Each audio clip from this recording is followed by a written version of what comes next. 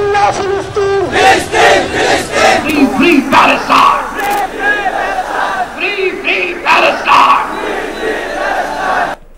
সোহরাওয়ার্দী উদ্যান যেন এক টুকরো ফিলিস্তিন। গাজাবাসীর প্রতি সংহতি জানিয়ে লোকে লোকারণ্য সমাবেশ স্থল, দলমত নির্বিশেষে এক মঞ্চে ইসরায়েলি আগ্রাসন আর গণহত্যা বন্ধে মুসলিম সম্প্রদায়কে ঐক্যবদ্ধ হওয়ার আহ্বান। ইসরায়েলের বিরুদ্ধে নেমে পড়ো, ফিলিস্তিনিদেরকে রক্ষা করো। দিনের পর দিন আমার ভাইরা অত্যাচার সহ্য করছে, আমরা আর এগুলো সহ্য করতে পারছি না। আজকের এই জনসমুদ্র প্রমাণ করে আমাদের এক একজনের হৃদয়ে বুকের ভেতরে বাস করে একটা ফিলিস্তিন।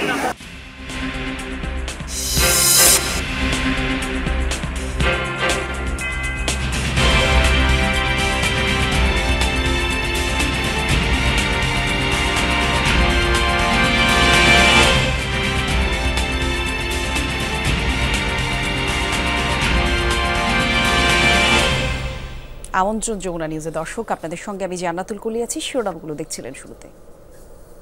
ইসরায়েলের সাথে বাংলাদেশের সরকারের সব ধরনের চুক্তি বাতিলের দাবি জানানো হলো মার্চ ফর গাজা কর্মসূচি থেকে। বিশ্ব নেতাদের প্রতিও নানা আহ্বান জানানো হয়, আর এর আগে কোরআন তেলাওয়াতের মধ্য দিয়ে শুরু হয় মার্চ ফর গাজা আনুষ্ঠানিকতা। ফিলিস্তিনের চলমান ইসরায়েলি আগ্রাসন এবং গণহত্যার প্রতিবাদে রাজধানীতে চলছে মার্চ ফর গাজা কর্মসূচি। বিকেল ৩টা থেকে মূল সমাবেশ শুরু হয়, আর এরই মধ্যে লোকে লোকারণ্য, সোহরাওয়ার্দী উদ্যান, ফিলিস্তিন ধ্বনিতে মুখরিত গোটা এলাকা। সোহরাওয়ার্দী উদ্যানে প্যালেস্টাইন সলিডারিটি মুভমেন্ট বাংলাদেশের উদ্যোগে এই আয়োজন। বিভিন্ন স্থান থেকে প্রতিবাদ সমাবেশে অংশ নিয়ে ফিলিস্তিনিদের প্রতি সংহতি জানায় নানা শ্রেণী পেশার মানুষ। গাজায় মানবিক বিপর্যয়ে মুসলিম বিশ্বের অবস্থানের সমালোচনা করেন, প্রতিবাদ করে সমাবেশে অংশ নেয়ারা।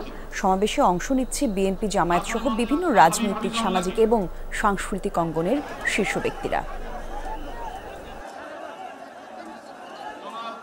রাশেদ প্রধানকে আমি মঞ্চে আসার জন্য বিনীতভাবে অনুরোধ করছি।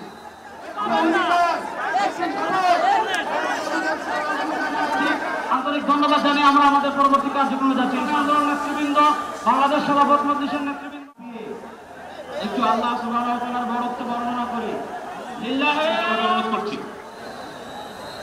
তারপরে মঞ্চে আল হাবিব হাফিজাহুল্লাহকে,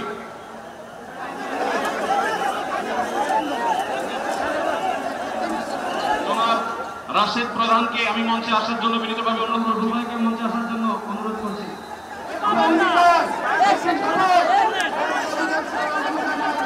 আন্তরিক ধন্যবাদ জানিয়ে আমরা আমাদের পরবর্তী কার্যক্রমে যাচ্ছি। আন্দোলন নেতৃবৃন্দ, বাংলাদেশ সভাপতি মজলিসের নেতৃবৃন্দ একটু আল্লাহ সুবহানাহু ওয়া তাআলার বরত্ব বর্ণনা করে লিল্লাহি অনুরোধ করছি। তারপরে মঞ্চে আল হাবিব হাফিজাহুল্লাহকে,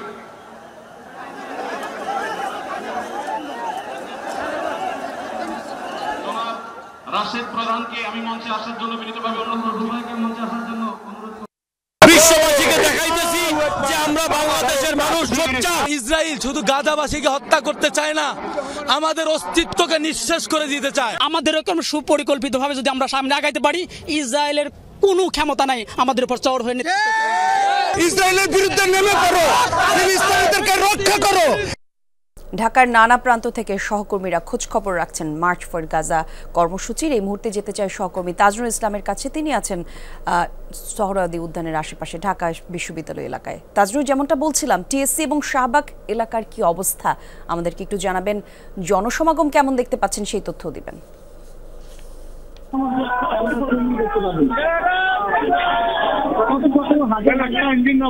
লাখ লাখ এই শব্দগুলো যথোপযুক্ত ব্যবহার করা যাবে, আমি থেকে চাই না। শাহবাগ থেকে হেঁটে হেঁটে জায়গা পর্যন্ত এসেছে দূরে আজকে মানুষের যে জনসমাগম, সেটি এক কথায় অন্যতম উদাহরণ তৈরি করছে গাজাবাসীর প্রতি সংহতি জানাতে।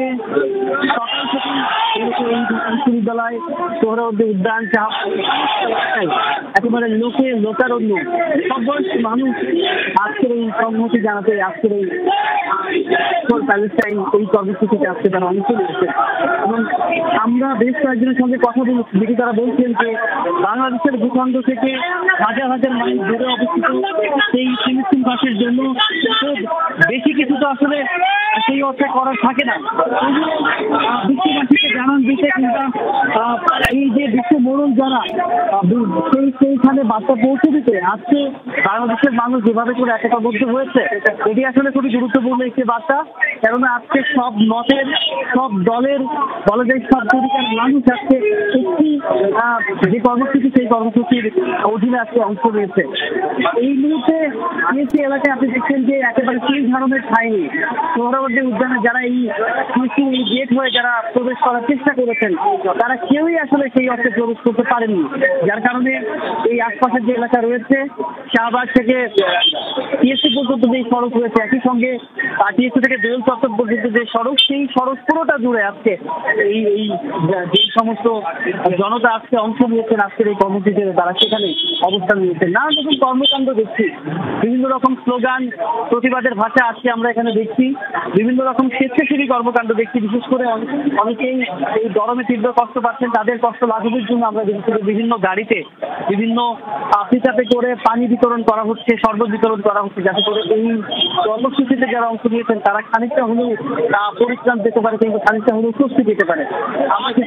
আমরা কিছুক্ষণ আগে দেখছিলাম যে একজন ট্রাক থেকে খাবার বিতরণ করা হচ্ছে। মূলত যে বিষয়টি যে সবার মধ্যে যেই একটা বোধ, সেই বোধের জায়গাটি, সেই বোধের বার্তাটি আজকে সবার মাঝে ছড়িয়ে দিতেই মূলত আজকের এই কর্মসূচি। এবং সেখানে অংশ নিয়েছেন সমস্ত রকমের, সমস্ত পেশার, সমস্ত বয়সী মানুষ। এবং সেটি আপনি নিশ্চয়ই ক্যামেরার ফ্রেমের মাধ্যমে সেটি পরিষ্কারভাবে দেখতে পাচ্ছেন। যে স্লোগান দেওয়া হচ্ছে, ডাক দেওয়া হচ্ছে ইসরায়েলি পণ্য বয়কটের, যেন তাদেরকে এই পণ্য বয়কটের ডাকের মাধ্যমে যেন এই ব্যাপারটি খুব পরিষ্কারভাবে উপস্থাপন করা যায় যে বাংলাদেশের মানুষ ফিলিস্তিনবাসীর পক্ষে আছে, গাজাবাসীর পক্ষে রয়েছে। সাম্প্রতিক সময়ে যে ন্যাক্কারজনক ঘটনা আন্তর্জাতিক গণমাধ্যমের মাধ্যমে বিশ্ববাসী দেখছে বা যেই ঘটনাগুলো সৃষ্টি হচ্ছে সেটি আসলে খুবই অবর্ণনীয়। এই বৃদ্ধ শিশু ঘুম থেকে ওঠার আগেই বোমা হামলায় নিহত হচ্ছে, সেই কষ্ট যারা যে পরিমাণ কষ্টে তারা রয়েছেন, সেই কষ্টের প্রতিবাদ সেটি কিন্তু আজকে এই ফিলিস্তিনের পতাকা উড়িয়ে মাথায় সেই ফিলিস্তিনের পতাকা বেঁধে আজকে বাংলাদেশের মানুষ আজকে সেই প্রতিবাদে অংশ নিয়েছেন। এবং এই প্রতিবাদ কর্মসূচিতে বিভিন্ন মাধ্যমে ঢাকার বাইরে থেকে প্রচুর মানুষ এসেছে এবং দর্শকদের মধ্যেই সোহরাওয়ার্দী উদ্যান। জি তাজনুর, অনেক ধন্যবাদ আপনাকে। আপনি থাকুন সেখানে, আরো বিস্তারিত কিছু তথ্য সংগ্রহ করুন, আমরা আবারও আপনার সঙ্গে যুক্ত হওয়ার চেষ্টা করব। দর্শক, এই মুহূর্তে আমরা রাজধানীর 0 পয়েন্ট বায়তুল মোকাররম এলাকায় যেতে চাই মার্চ ফর গাজা কর্মসূচি পালনে। সেখানেও বিএনপি সহ বিভিন্ন রাজনৈতিক দল অংশগ্রহণ করেছে। সহকর্মী রিয়াজ রায়হান আছেন সেখানে। রিয়াজ, যেমনটা বলছিলাম, তাজনুর জানাচ্ছিলেন ঢাকা ইউনিভার্সিটির আশেপাশের অবস্থা, অসংখ্য মানুষের সমাগম আমরা দেখতে পেলাম। আপনি যেখানে আছেন সেখানকার সড়কের অবস্থা কি দেখছেন আমাদের জানাবেন, এবং যারা আসলে এই কর্মসূচিতে অংশগ্রহণ করতে এসেছে তাদের মূল বক্তব্য কি, আইন শৃঙ্খলা বাহিনী কতটা তৎপর, সবকিছু নিয়ে একটু আমাদেরকে জানাবেন।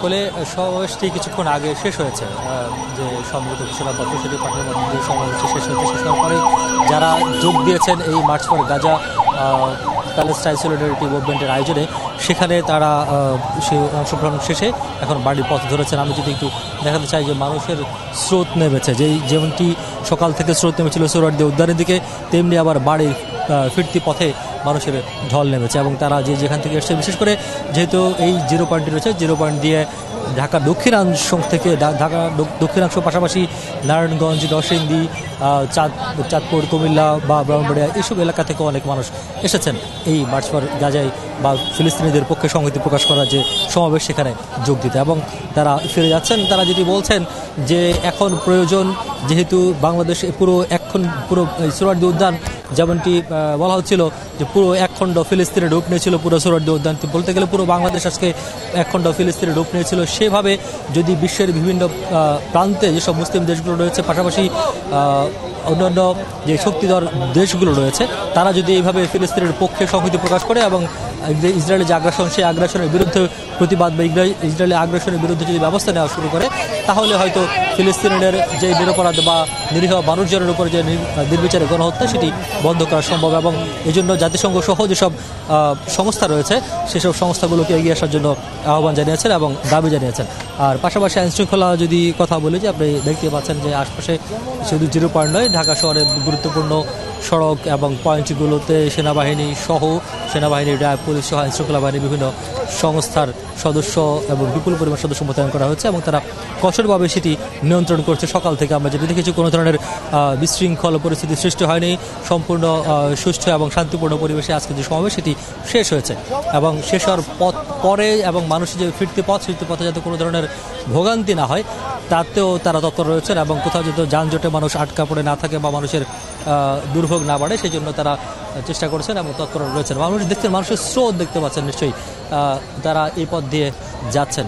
তবে যারা সমাবেশে এসছেন তারা বলছেন যে এই যে পুরো জাতির একত্রিত হওয়া এবং পুরো জাতির যে একই সমস্যারে কাঁধে কাঁধ মিলিয়ে এক কাতারে দাঁড়ানো, এটি একটি বড় ধরনের সাম্যের বার্তা দেয়। এবং এটি বলা হয় যে কোনো অন্যায়ের বিরুদ্ধে, যে কোনো নির্যাতনের বিরুদ্ধে পুরো জাতি যদি এক হয়, তাহলে আসলে অপশক্তিকে সহজেই রুখে দেওয়া সম্ভব। এবং সেটি আবারও প্রমাণ করেছে বাংলাদেশ। এবং এই পুরো বাংলাদেশের সব ধরনের জাতি, ধর্ম, বর্ণ নির্বিশেষে এবং সব দল মতের ঊর্ধ্বে উঠে সবাই এই যে অনুষ্ঠান, যে সমাবেশ, সেই সমাবেশে তারা অংশ নিয়েছে। আমরা একটু দেখাতে চাই যে সচিবালয়ের রাস্তাটি যদি আপনি দেখান একটু উপর থেকে, এই সচিবালয়ের পুরো রাস্তা এখান থেকে একেবারে যদি বলা হয় যে দোয়েল চত্বরের আগের যে মোড়টি রয়েছে, সেই হাইকোর্টের মোড় পর্যন্ত যতটুকু চোখ যায় ততটুকু শুধু মানুষ আর মানুষ। এবং তারা ফিরছেন বাড়ির পথে। মূলত এখান থেকে একটি বার্তা নিয়ে যাচ্ছেন যে এই যে ইসরায়েলি আগ্রাসন এবং এই যে ফিলিস্তিনের নির্যাতিত নিপীড়িত মানুষের পাশে দাঁড়ানোর যে অভিব্যক্তি এবং মানুষের যদিও সশরীরে তাদের পক্ষে যুদ্ধ করা বা তাদের পক্ষে অংশ নিতে পারার যে বেদনা, সেটি থেকে তারা এখানে অংশ নিয়েছেন এবং বলছেন যে ভবিষ্যতেও এই ধরনের যদি যেসব জাতিগোষ্ঠী বা মুসলিম উম্মার যে কোনো বিপদে, যে কোনো এই ধরনের সহিংস বা এই ধরনের নির্যাতন বা নিপীড়নের যদি কোনো ঘটনা ঘটে, তখন তারা বাংলাদেশ আবারও এই ধরনের যে সংহতি সমাবেশ, সেই সংহতি সমাবেশ করবে এবং সেখান থেকে একটি বার্তা পুরো বিশ্বকে দিতে চায় যে বাংলাদেশের মতো অন্যান্য মুসলিম বিশ্বের প্রতি তাদের একটি ক্ষোভ রয়েছে। এবং যারা আসছেন, সে একটি উল্লেখযোগ্য বিষয় হচ্ছে মুসলিম বিশ্বের অনেক দেশের প্রতি তারা ক্ষোভ রয়েছেন। তারা বলছেন যে বাংলাদেশ যেভাবে গর্জে উঠেছে, বাংলাদেশ যেভাবে সংহতি প্রকাশ করেছেন, তারা এই ধরনের তাদের শক্তি দেওয়ার মুসলিম দেশগুলো যদি এভাবে গর্জে উঠতো বা তাদের যদি যেসব পদক্ষেপ প্রয়োজন ছিল সেটি যদি নিত, তাহলে হয়তো নিরপরাধ ফিলিস্তিনিদের উপর যে আগ্রাসন সেটি বন্ধ করা সম্ভব। অনেক ধন্যবাদ আপনাকে রিয়াজ। মনির, একটু জানাবেন, কিছুক্ষণ আগেই আমরা জানতে পেরেছি সমাবেশ শেষ হয়েছে, রাস্তাঘাটের অবস্থা কি দেখছেন, আর এখন আপনি যেখানে আছেন সেখানকার সবশেষ কি তথ্য? সোহরাওয়ার্দী উদ্যানের মূল যে কর্মসূচি ছিল, সেই কর্মসূচি স্থল থেকে বলছি কলি। আসলে এখানে কিছুক্ষণ আগে কর্মসূচি শেষ হয়েছে। এখান থেকে কর্মসূচি থেকে একটা ঘোষণাপত্র পাঠ হয়, যেটা পাঠ করেন আমার দেশ সম্পাদক মাহমুদুর রহমান। তিনি এই বাংলাদেশের এ যাবৎকালের সবচেয়ে বড় একটি সম্মেলন সমাবেশ বা ফিলিস্তিনের গাজায় গণহত্যার প্রতিবাদে বাংলাদেশে এ যাবৎকালের সবচেয়ে বড় প্রতিবাদী একটি কর্মসূচি যেটা দেখা গেল এই সোহরাওয়ার্দী উদ্যান থেকে। তো সেই ঘোষণাপত্র, এই বড় প্রতিবাদী কর্মসূচি থেকে প্রতিবাদ জানানো হয় বিশ্বের বা বড় বড় মুসলিম দেশের দরবারে বা প্রত্যেকটা সরকারের কাছে আবেদন জানানো হয়েছে যে ইসরায়েলের বিরুদ্ধে সোচ্চার হওয়ার বা আমেরিকা বা ইসরায়েল যে আসলে যে সমন্বয়ে ফিলিস্তিনের গাজায় যে গণহত্যা চালানো হচ্ছে সে বিষয়ে একটা সোচ্চার হওয়ার এখান থেকে জানানো হয়েছে। এবং মোট ঘণ্টাখানিকের একটা কর্মসূচি ছিল, যে কর্মসূচিতে আসলে বিএনপির কেন্দ্রীয় নেতারা অংশ নেন, এছাড়া জামাত ইসলামের কেন্দ্রীয় নেতারা অংশ নেন, এই সহ ইসলামী আন্দোলন সহ অন্যান্য ইসলামী দল, বাংলাদেশের যতগুলো রাজনৈতিক দল আছে সব রাজনৈতিক দলের কেন্দ্রীয় নেতারা এখানে অংশ নিয়েছিলেন। প্রত্যেকের কণ্ঠে আসলে গাজার গণহত্যার প্রতিবাদ ছিল। এবং এই গাজার গণহত্যার প্রতিবাদের এই যে কর্মসূচি, সোহরাওয়ার্দী উদ্যানের যে সভা, সেটা শেষ হয়েছে মার্চ ফর গাজা। এরপরে এখন একটি র্যালি শুরু হয়েছে এখান থেকে। তারপরেও এখনো যে প্রায় যেটা ধারণা করা হচ্ছে যে প্রায় 10 লাখের মতো মানুষ সোহরাওয়ার্দী উদ্যান বা এবং তার আশপাশের এলাকায় অবস্থান নিয়েছিলেন আজকের এই মার্চ ফর গাজা এই কর্মসূচিতে। এখন তারপরে সোহরাওয়ার্দী উদ্যানে এখনো অসংখ্য মানুষ অবস্থান জি, ধন্যবাদ আপনাকে মনির আমাদের সঙ্গে যুক্ত হওয়ার জন্য। চারুকলায় দুর্বৃত্তের আগুনে পুড়ল পহেলা বৈশাখের আনন্দ শোভাযাত্রা উপলক্ষে বানানো ফ্যাসিবাদের মুখাকৃতি। ঢাকা বিশ্ববিদ্যালয়ের প্রক্টর অধ্যাপক সাইফুদ্দিন আহমেদ জানিয়েছে, সিসি ক্যামেরার ফুটেজে একজনকে আগুন দিতে দেখা গেছে, তাকে শনাক্তের কাজ চলছে। পুলিশ জানায়, ভোর 5টার কিছু আগে দেয়া হয় আগুন। তাদের ধারণা কেউ উদ্দেশ্যমূলকভাবে এই আগুনটি দিয়েছে। কলা অনুষদের ডিন এবং এই ঘটনায় তদন্ত কমিটির প্রধান অধ্যাপক মোহাম্মদ সিদ্দিকুর রহমান খান জানিয়েছেন, নিরাপত্তার দায়িত্বে থাকা সবার একযোগে ঘটনাস্থল ত্যাগ করা সন্দেহজনক। আর এই ঘটনায় শোভাযাত্রার প্রস্তুতিতে ব্যাঘাত ঘটলেও আয়োজনে কোনো প্রভাব পড়বে না, এমনটা জানিয়েছেন তারা। ঢাকা বিশ্ববিদ্যালয়ের সহকারী প্রক্টর রফিকুল ইসলাম জানিয়েছে, পুলিশ এবং প্রক্টোরিয়াল মোবাইল টিম চারুকলায় নিরাপত্তার দায়িত্বে ছিল। শেখ হাসিনার দোসররাই চারুকলায় ফ্যাসিবাদের মুখাবব পুড়িয়ে দিয়েছে, এই দাবি করলেন সংস্কৃতি উপদেষ্টা মোস্তফা সরোয়ার ফারুকী। সকালে উপদেষ্টার ভেরিফাইড ফেসবুক অ্যাকাউন্ট থেকে এ বিষয়কে একটি পোস্ট দেন তিনি। বলেন, অগ্নিসংযোগের সাথে জড়িতরা সফট আওয়ামী লীগ বা আওয়ামী বি টিমের হোক না কেন, তাদের প্রত্যেককেই দ্রুত আইনের আওতায় আনা হবে। আরও জানান, শোভাযাত্রা থামানোর চেষ্টায় আওয়ামী লীগের হয়ে কাজ করছে যারা, তাদের শুধু আইনের আওতায় আনা হবে না, বরং এবারের শোভাযাত্রা যেন আরও বেশি তাৎপর্যপূর্ণ হয় সেটি নিশ্চিত করতে চান তিনি। উপদেষ্টা তার পোস্টে আরও লিখেন, চারুকলায় আগুন লাগিয়ে শেখ হাসিনার দোসররা জানিয়ে গেল, বাংলাদেশের মানুষ এক হয়ে উৎসব করুক, এটা তারা চায় না। চায় না এই ফ্যাসিবাদের মুখাবব এরা নিতে থাকুক। ধরেন নানান রকম মতামত থাকতে পারে, ক্রিয়েটিভ কমেন্ট, কিন্তু যখন এটা পুড়িয়ে দিতে যায় তখন বুঝতে হবে যে এটার পিছনে একটা সংঘবদ্ধ শক্তি কাজ করছে। ইতিমধ্যে গিয়েছে, আপনারা জানেন যে পুলিশ কাজ করছে এবং দ্রুতই অপরাধীকে গ্রেপ্তার করা হবে।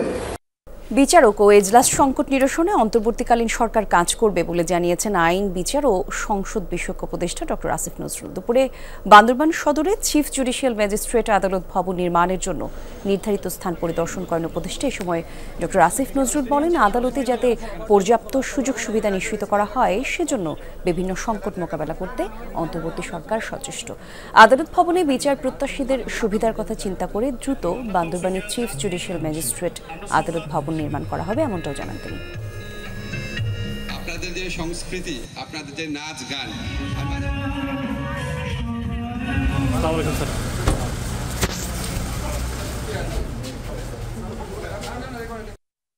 আমরা সামগ্রিকভাবে উপকার যদি বেশি হয় অপকারের চেয়ে, তাহলে এখানে আমরা খুব দ্রুত বিল্ডিং নির্মাণ শুরু করব।